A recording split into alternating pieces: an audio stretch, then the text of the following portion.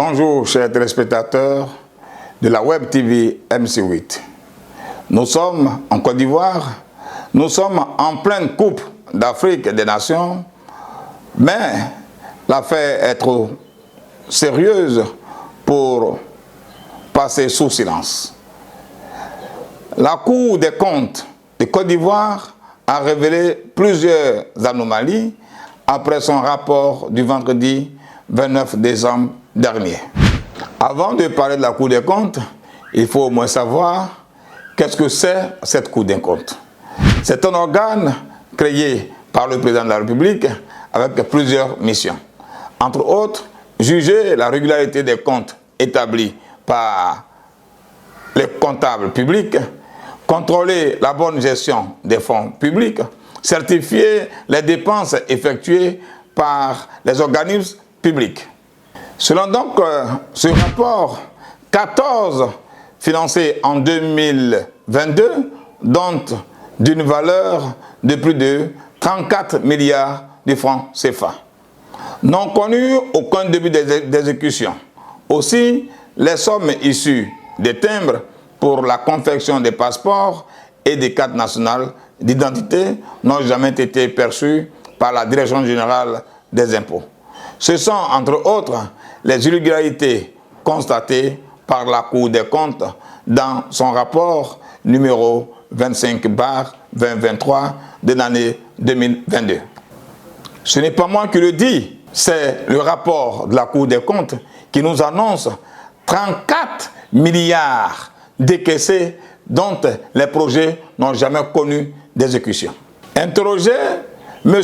Moussa Sanogo, ministre du Budget et du Portefeuille de l'État, a soutenu qu'il n'y a eu de paiements ou dont en nature effectués par les bailleurs et que son ministère n'a pas encore reçu les pièces justificatives pour l'enrichissement budgétaire. Il faut noter qu'à la suite de la réponse du ministre, il faut dire que ça date de 2022. On est bien d'accord. En d'autres termes, les 34 milliards ne sont pas inscrits dans la comptabilité de l'État ivoirien. Bon, ce n'est pas clair. Autre chose, vous savez, en Côte d'Ivoire, se faire une pièce nationale d'identité, il faut, après avoir fourni les documents, payer la somme de 5 000 francs CFA. En ce qui concerne donc le passeport, il faut s'acquitter d'un droit de timbre qui s'élève à 40 000 francs CFA. La confection des cartes nationales d'identité est faite par l'État de Côte d'Ivoire. Cependant, c'est une entreprise dirigée par le maire de Yopougon, l'homme d'affaires Adama Bitongo, qui donc s'occupe de la confection des passeports. À la page 35 de ce rapport de la Cour des comptes, seulement 792 000 francs qui ont été perçus. Au chapitre des droits de timbre et des cartes nationales d'identité, CNI, et des passeports qui ont été perçus par l'État de Côte d'Ivoire sur toute l'année 2022. Pourtant, nous savons qu'il y a du monde qui vraiment afflue sur les lieux de la confection des pièces d'identité et des passeports. Comment se fait-il qu'il n'y a que seulement 792 000 francs perçus? Question. Alors que ce sont des millions de personnes qui ont acquis ces documents durant cette période. Comme justificatif, le ministre du Budget a répondu que les recouvrements des montants dus au timbre de la CNI et du passeport ne sont plus du ressort du Trésor.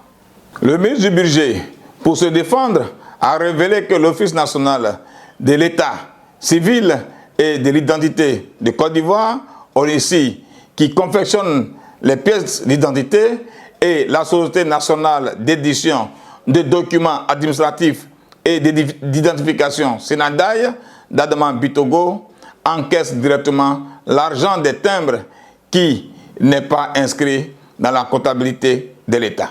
Accablée de partout, la Société Sénadaï d'Adama Bitongo a assuré le 3 janvier dernier ne pas être coupable.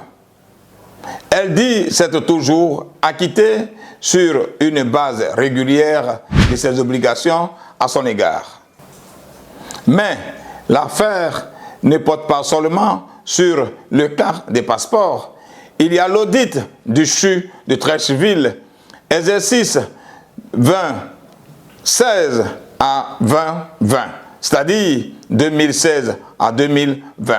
Le rapport a épinglé plusieurs ministères et entreprises publiques avec des irrégularités. Cette affaire nous rappelle celle de 2021. L'affaire du scandale du fonds d'entretien routier de Côte d'Ivoire appelé le FER, avec un soupçon de détournement de 35 milliards de francs CFA qui planait sur l'ancien directeur général, M. Diaby Lassiné. Ce dernier a été simplement débarqué de ses fonctions après les conclusions de l'audit.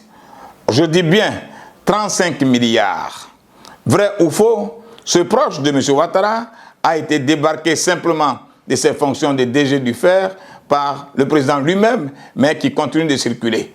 Pourtant, quand il y a du vol, il y a, si vous êtes coupable, la prison. Si vous n'êtes pas coupable, il faut le dire.